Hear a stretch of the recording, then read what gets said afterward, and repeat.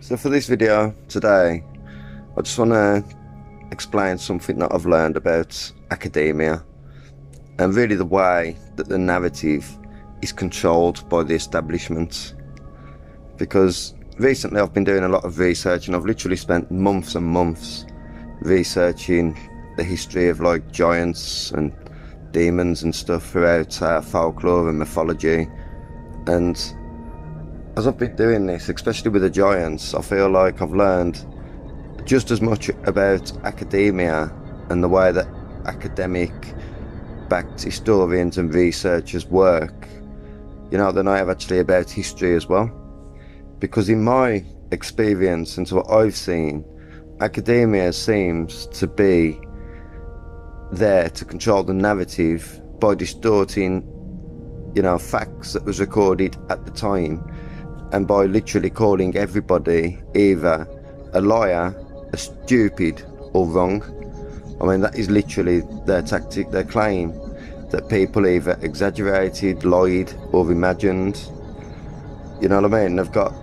They dismiss everything that doesn't fit in to this little box or into their narrative, into their ideas that they believe, because they obviously also must believe that they know absolutely everything.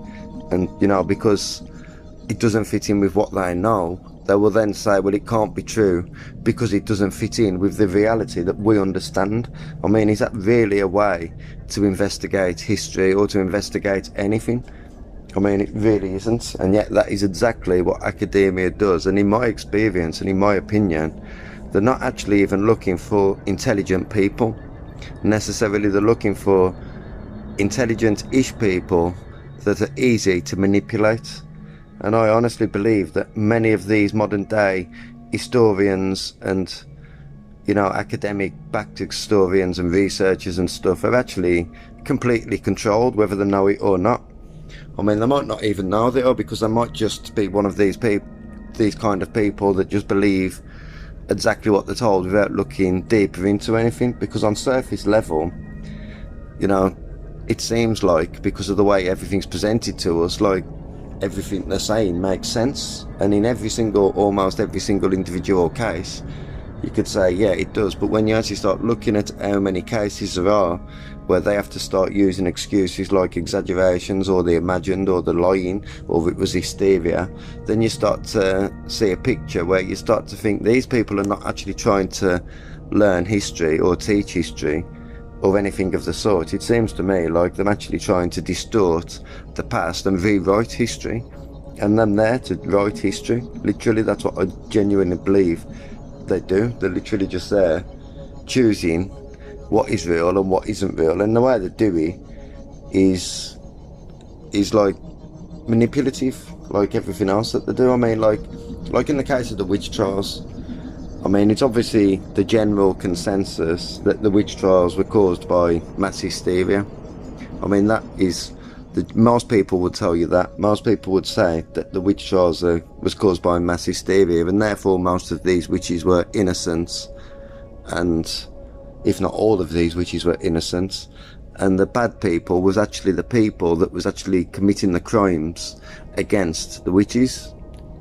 But academia obviously promotes this idea, and it also jumps on the bandwagon that these witches were being falsely accused of crimes they didn't commit, sometimes through stupid things like their interest in herbs, or the fact there might have been a midwife or something and a baby died under their watch, or anything of the sort, and they say superstition, obviously, and these people was just so superstitious that they believed that these witches were killing infants spiritually, in things that we pretty much accept in this day and age can't happen.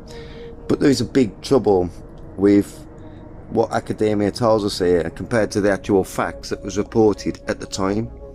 Because the facts at the time actually claim that many children during the witch trials were found injured, seriously injured, dead, mutilated sometimes, with body parts missing, and with signs of actual ritualistic murder. And ritualistic murder and behaviour and all this kind of cultish behaviour is actually one of the most widely reported and consistently reported things that has happened throughout all of our history. I mean, that's one thing I've learned by looking at the history books. It's never actually gone away. It doesn't matter which part of history you look at. There are accusations of satanic ritual abuse in nearly every single part of history, including the witch trials, because the witch trials were essentially accusations of satanic ritual abuse, and so were the werewolf trials in a lot of cases, and many other things that was going on at the time as well. I mean, I think it was, I haven't got the data in front of me at the moment, but in 1896, I think it was, even though I'm not 100% sure about the date, there was a man called Leo Taxil from France who owned a media outlet, and he did a massive exposure on the on the Freemasons and their satanic rituals. Obviously, this is considered to be a hoax, you know, like one of the oldest cases of fake news. Well, they'll say that, but then everything's fake news according to them. Anything that was written down over 200 years ago, pretty much, especially if it involves witches or giants or anything of the sort, werewolves or anything like that, is obviously, according to academia, nothing but fake news. Because academia has decided what reality is and what it isn't, and most people would think of a thing like werewolves and shapeshifters, and they would think, what a stupid thing to believe could be possible. But when you actually look at history and you realise that it's so widely reported, and then you think to yourself, well, why do I believe that that is so impossible? It's only because of the way that you've been educated and taught to think and what you've seen. You know, like, the occult means hidden, so if they hide it from you, then you don't know. And if you don't know, you can't defend yourself against it, and they know that, and that's why they're trying to make us as ignorant as they can to what these people are really like. Because these people have been reported throughout history, throughout the times of the Old Testament, all the way up until the modern day, with Epstein and Pizzagate and stuff. You know, these people have been consistently accused of the same crime repetitively and consistently throughout all of our history, and yet, you know, nobody will accept that that is actually a reality. And the reason that most people won't accept it, or at least most people involved with academia at least, is because the fear that by accepting the actual historical writings that was written by the people that lived through the times, instead of respecting the writings of academia and things that have been checked by peers and passed and all this stuff, like, you know, all these nonsense that they do to try to make it seem legitimate what they're doing. You know, like, most people are going to accept that version of reality that we've been presented with our whole lives.